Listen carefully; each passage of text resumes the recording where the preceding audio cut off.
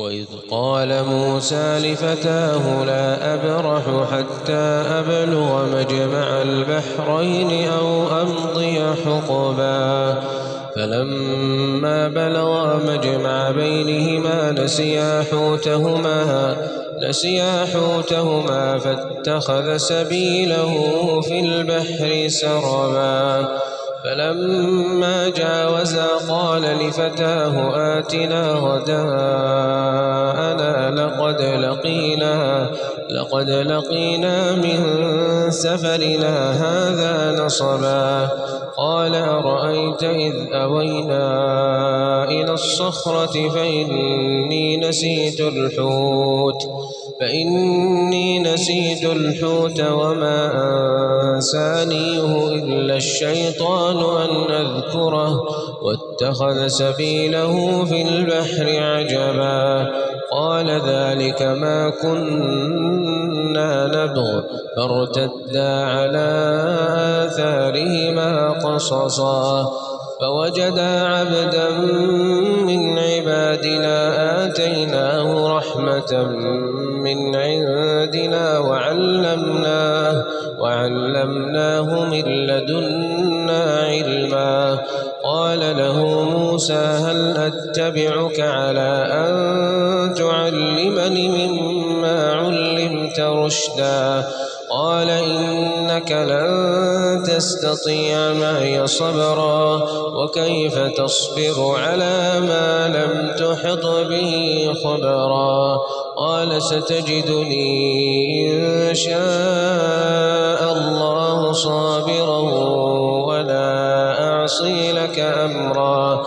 قال فإن اتبعتني فلا تسألني عن شيء حتى أحدث لك منه ذكرا فانطلقا حتى إذا ركبا في السفينة خرقها قال خرقتها لتغرق أهلها لقد جئت شيئا إمرا قال لم أقل إنك لن تستطيع معي صبرا قال لا تؤاخذني بما نسيت ولا ترهقني من أمري عسرا فانطلقا حتى إذا لقيا غلاما فقتله قال قتلت نفسا زكية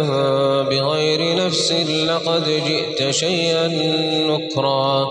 قال لم أقل لك إنك لن تستطيع معي صبرا قال إن سألتك عن شيء بعدها فلا تصاحبني قد بلغت من لدني عذرا فانطلقا حتى إذا أتيا أهل قرية استطعما أهلها فأبوا أن